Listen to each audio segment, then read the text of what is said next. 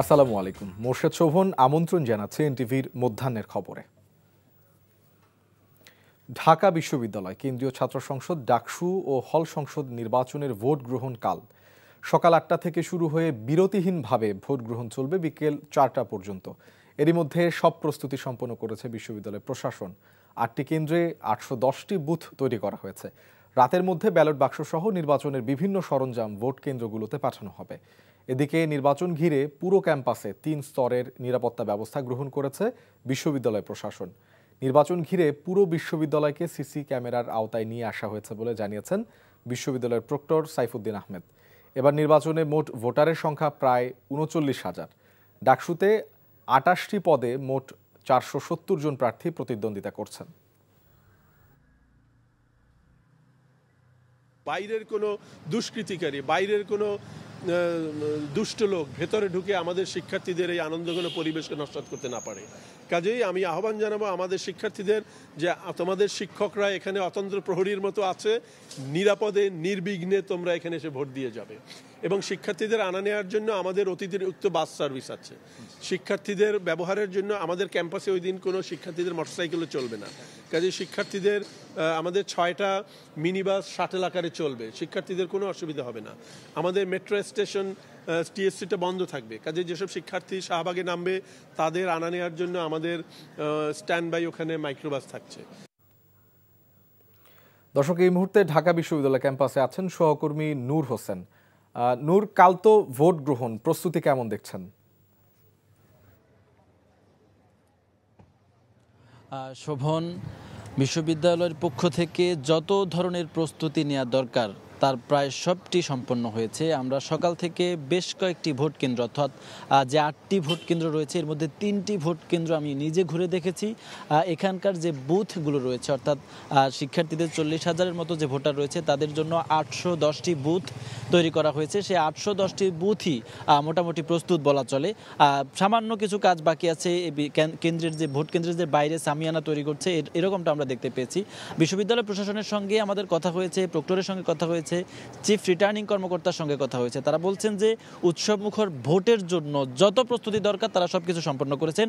আইন শৃঙ্খলা পরিস্থিতি থেকে শুরু করে সবটাই তারা একেবারে নির্বিঘ্নে যাতে ভোট দিতে পারে সেজন্য সব ব্যবস্থা তারা গ্রহণ করেছেন। বিশ্ববিদ্যালয়কে, পুরো বিশ্ববিদ্যালয় ক্যাম্পাসকে তারা সিসি ক্যামেরার আওতায় রেখেছেন যাতে কোনো ধরনের অপ্রীতিকর ঘটনা কোনো জায়গায় ঘটতে না পারে। এর বাইরে বিশ্ববিদ্যালয়ের যে প্রক্টোরিয়াল টিম রয়েছে, বিশ্ববিদ্যালয়ের যে বিএনসিসিতে যারা কাজ করেন তারা মোটা দাগে যেই প্রবেশ পথগুলো রয়েছে সেই প্রবেশ পথগুলোতে অবস্থান করবেন। যারা বৈধ শিক্ষার্থী, যারা পর্যবেক্ষক কার্ড রয়েছে তারা ছাড়া অন্য কাউকে ঢুকতে দেওয়া হবে না এবং তাদেরকে সহযোগিতার জন্য আইনশৃঙ্খলা রক্ষাকারী বাহিনীর পর্যাপ্ত সদস্য মোতায়েন করে রাখা হবে এবং কোনো ধরনের অপ্রীতিকর পরিস্থিতি যেন না হয় সেজন্য তারা সজাগ থাকবেন বলে আমাদেরকে জানিয়েছেন। শোভন। দর্শক, আমরা ঢাকা বিশ্ববিদ্যালয় ক্যাম্পাস থেকে জানছিলাম ডাকসু নির্বাচনের খবর। জুলাই আন্দোলনে রংপুরে প্রথম শহীদ আবু সাইদ হত্যা মামলার সাক্ষ্য গ্রহণ চলছে। সকালে ট্রাইব্যুনাল 1-এ আবু সাইদ হত্যা মামলায় সাক্ষ্য গ্রহণ শুরু হয়। গতকাল মামলার দ্বিতীয় সাক্ষী পুলিশের বুলেটের সামনে আবু সাইদের বুক পেতে দেওয়ার দৃশ্য সরাসরি সম্প্রচার করা সাংবাদিককে জেরা করেন আসামি পক্ষের আইনজীবীরা। পরে আবু সাইদের মরদেহের ময়নাতদন্তকারী চিকিৎসক ডাক্তার রাজিবুল সাক্ষ্য দেন। তাকে আজ আসামি পক্ষ থেকে জেরা করা হবে। এ মামলায় প্রথম সাক্ষ্য দেন আবু সাইদের বাবা। এদিকে বিচারপতি গোলাম মর্তুজা মজুমদারের নেতৃত্বাধীন আন্তর্জাতিক অপরাধ ট্রাইব্যুনালে পলাতক শেখ হাসিনা ও আসাদুজ্জামান খান কামালের বিরুদ্ধে 13তম দিনের মতো সাক্ষ্য গ্রহণ চলছে। আজ 4 জন সাক্ষীর সাক্ষ্য দেওয়ার কথা রয়েছে। এই মামলার আসামি থেকে রাজসাক্ষী হওয়া সাবেক আইজিপি চৌধুরী আবদুল্লাহ আল মামুন নিম্ন আদালতে যে ম্যাজিস্ট্রেটের কাছে জবানবন্দি দিয়েছিলেন তারও আজ সাক্ষ্য দেওয়ার কথা রয়েছে। এর আগে গেল 2 সেপ্টেম্বর চৌধুরী আবদুল্লাহ আল মামুন নিজের দোষ স্বীকার করে ট্রাইব্যুনালে জবানবন্দি দেন। কৃতকর্মের জন্য জাতির কাছে ক্ষমা চান। পরে 4 সেপ্টেম্বর রাষ্ট্রনিযুক্ত আসামি পক্ষের আইনজীবী তাকে জেরা করেন। লেখক, বুদ্ধিজীবী ও রাজনীতিবিদ বদরুদ্দিন ওমরের মরদেহে শ্রদ্ধা নিবেদনের জন্য তার মরদেহ কেন্দ্রীয় শহীদ মিনারে রাখা হয়েছে। সেখানে সর্বস্তরের মানুষ তাকে শেষবারের মতো শ্রদ্ধা জানাচ্ছেন। সেখানে আছেন সহকর্মী HM মেহেদি হাসান। মেহেদি, শ্রদ্ধা জানাতে আসা বিশিষ্টজনেরা কি বলছেন? দাফনের বিষয়ে সবশেষ কি তথ্য রয়েছে আপনার কাছে?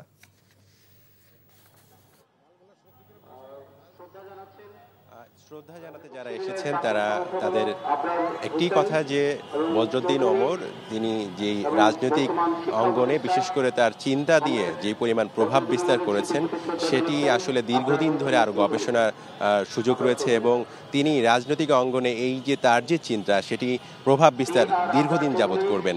অনেকেই বলেছেন, বিশেষ করে বিভিন্ন ধরনের বাম রাজনৈতিক দলের এখানে নেতৃবৃন্দ এসেছেন, তারা বলেছেন যে মতের বিরোধিতা থাকা সত্ত্বেও তার যেই চূড়ান্ত গন্তব্য বা লক্ষ্য সেটি হচ্ছে শ্রমজীবী মানুষের কথা বলা কিংবা শ্রমজীবী মানুষের মুক্তির কথা বলা। সেই জায়গায় তারা একাত্মতা পোষণ করেছেন এবং তারই কারণে মূলত আজকে তার এই প্রয়াণ বেলায় তাকে শ্রদ্ধা নিবেদনের জন্য এসেছেন। শ্রদ্ধা নিবেদন এসেছেন বিভিন্ন রাজনৈতিক পরিমণ্ডলের নেতৃবৃন্দ। ইতিমধ্যেই বিএনপির পক্ষ থেকে শুভেচ্ছা জানানো হয়েছে, শ্রদ্ধা জানানোর জন্য এসেছিলেন। এরপর এনসিপির পক্ষ থেকে একটু আগেই কিন্তু শ্রদ্ধা জানানো হয়েছে। এছাড়া কেবল এইমাত্র সংস্কৃতি উপদেষ্টা মোস্তফা সরোয়ার ফারুকী তিনি এসেছেন, শ্রদ্ধা নিবেদন করেছেন। এছাড়া সকালে কিন্তু সমাজ কল্যাণ উপদেষ্টা শারমিন মুর্শিদ, এছাড়া ফরিদা আক্তার যিনি মৎস্য প্রাণী সম্পদ উপদেষ্টা, সবাই কিন্তু এসেছেন এবং প্রধান উপদেষ্টার বিশেষ সহকারী ফয়েজ আহমেদ তয়ব তিনিও কিন্তু শুভেচ্ছা জানিয়েছেন এবং প্রত্যেকেই যেটি বলছেন যে তার মতো একজন চিন্তক, তার যেই প্রয়াণ হয়েছে সেটি আসলে এই যে চলে যাওয়া সেটি কোনোভাবেই আসলে এই যে এই ধরনের যে শোকের মুহ্যমান হয়েছেন অনেকেই, তারা যেটি বলছেন তার আদর্শকে আমাদেরকে ধারণ করতে হবে, সেক্ষেত্রে আমরা অসম্প্রদায় বাংলাদেশের পথে হাঁটতে পারবো। পরিবারের পক্ষ থেকে যেটি বলা হয়েছে এখানে 1:45 পর্যন্ত আসলে মরদেহ রাখা হবে এবং শ্রদ্ধা জানানোর জন্য এরপর আসলে ঢাকা বিশ্ববিদ্যালয়ের যে কেন্দ্রীয় মসজিদ রয়েছে সেখানে জানাজা শেষে জুরাইন কবরস্থানে তাকে সমাহিত করা হবে। তো এই ছিল সবশেষ পরিস্থিতি আমার কাছ থেকে। দর্শক, আমরা জানছিলাম শহীদ মিনার থেকে বদরুদ্দিন ওমরের প্রতি শ্রদ্ধা নিবেদনের খবর। দীর্ঘদিন নিষ্ক্রিয় থাকায় ফুটবলারদের স্বার্থ সংশ্লিষ্ট কার্যক্রমে ভূমিকা রাখতে পারছে না ফুটবল খেলোয়াড় কল্যাণ সমিতি। 1987 সালে প্রতিষ্ঠা পাওয়া এই সংগঠন প্রায় 15 বছর ধরে আগের কমিটি বহাল আছে। সংগঠনের গতিশীলতা বৃদ্ধিতে নতুন নেতৃত্ব চায় সাবেক ও বর্তমান ফুটবলাররা। দ্রুততম সময়ে গঠনতন্ত্র সংশোধন ও সদস্য সংগ্রহের কাজ করে নতুন কমিটি করা হবে, জানিয়েছে দায়িত্বশীলরা। রিপোর্ট কুশল ইয়াসিরের।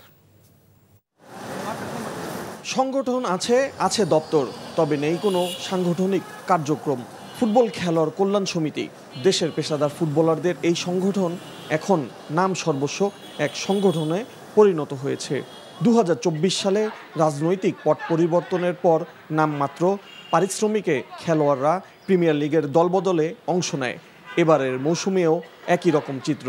তার মধ্যে মরার উপর খাড়ার ঘা, দক্ষিণ এশিয়ার খেলোয়াড়দের লোকাল হিসেবে দলে ভেড়ানোর সিদ্ধান্ত নিয়েছে বাফুফের পেশাদার লীগ কমিটি। রহমতগঞ্জ, চট্টগ্রাম আবাহনীতে খেলা এই গোলরক্ষক এবারের মৌসুমে দলই পাননি। তার মতো অনেকেই আছেন। আরমানের দাবি, খেলোয়াড় কল্যাণ সমিতি জোরালো ভূমিকা রাখলে পরিস্থিতি ভিন্ন হতে পারত। এশিয়ার প্লেয়ারগুলো বাংলাদেশে ফ্রি হিসাবে দিছে, তো এতে করে কি হবে যে বিভিন্ন ক্লাবগুলো যে প্লেয়ারগুলো আনতেছে, এই যে খেলাইতেছে, তো বাংলাদেশি প্লেয়াররা কি অফ হয়ে গেতেছে না? তো যখন আপনি লিগে খেলাইলেন, আপনি সব কিছু, আপনি ক্লাব চ্যাম্পিয়ন হলো, সব কিছু হইলো, কিন্তু দিন শেষে যখন আপনি ন্যাশনাল টিম তৈরি করতে আসবেন বাংলাদেশের, তখন এসে দেখবেন আপনি প্লেয়ার নাই। খেলোয়াড় কল্যাণ সমিতিটা যদি স্ট্রংভাবে থাকতো তাহলে আমরা প্লেয়াররা মিলে এই প্রতিবাদটা করতে পারতাম। প্রায় 1.5 দশক আগে খেলার কল্যাণ সমিতি নতুন কমিটি গঠন করে। সভাপতি ইকবাল হোসেন বর্তমানে বাফুফে নির্বাহী কমিটিতে রয়েছেন। অন্যদিকে সাধারণ সম্পাদক আরিফ খান জয় জুলাই হত্যার মামলায় কারাগারে। ফুটবলারদের স্বার্থে সংগঠনকে ঢেলে সাজানোর দাবি জাতীয় দলের সাবেক এই অধিনায়কের। 2002-এর দিকে যখন দলবদল হতো না, 1 বছর হতো, 2 বছর দলবদল, তখন কিন্তু এগুলি নিয়ে আমরা ফাইট করেছি খেলোয়াড় কল্যাণ সমিতির ব্যানারে। আমাদের কিন্তু এই কার্যক্রমগুলি ছিল। বাট আপনি যদি লাস্ট আমি বলবো যে 6, 7, 10 বছরও যদি দেখেন, এইটার তেমন কোনো কার্যকারিতা নাই। এটার কমিটি আছে, বাট যারা কমিটিতে রয়েছে তারা আসলে এটার পুনর্নির্বাচনও দেয় না এবং তারা এখান থেকে দায়িত্বটাও কাউকে বুঝিয়ে দেয় না। অচিরেই নতুন কমিটি গঠন করে পুনরায় কার্যক্রম শুরু করার আশ্বাস সিনিয়র সহসভাপতির। মনে করেন দলবদল হয়ে যায়, আবার সময় পাওয়া যায় না, একজনে ডাকলে নারায়ণগঞ্জ থেকে আসে, কেউ টাঙ্গাইল থেকে আসে, মানে গুছাইতে পারতেছি না। তবে আমাদের একটু সময় লাগবে, আমরা করব, এটা আমি মোটামুটি সবার সাথে আমার ওইভাবে কথা হয়েছে। বাট আমরা হয়তো ইলেকশনে যাব না, আমরা একটা সিলেকশনের মাধ্যমেই যেটাতে সবাই একমত হয় ওইভাবে করব। খেলোয়াড়দের উন্নতির স্বার্থে ভূমিকা রাখবে সংগঠন, এমনটাই চাওয়া সংশ্লিষ্টদের। কুশল ইয়াসির, এনটিভি নিউজ, ঢাকা। এই ছিল মধ্যাহ্নের খবরে। এই খবরের ভিডিও সহ আপডেট জানতে ভিজিট করুন এনটিভি অনলাইন www.ntvbd.com। এছাড়াও এনটিভির জনপ্রিয় সব অনুষ্ঠান ও খবরের আপডেট জানতে ভিজিট করুন আমাদের ইউটিউব ও ভেরিফাইড ফেসবুক পেজ। 2টায় দুপুরের খবর দেখার আমন্ত্রণ রইল। ধন্যবাদ সবাইকে।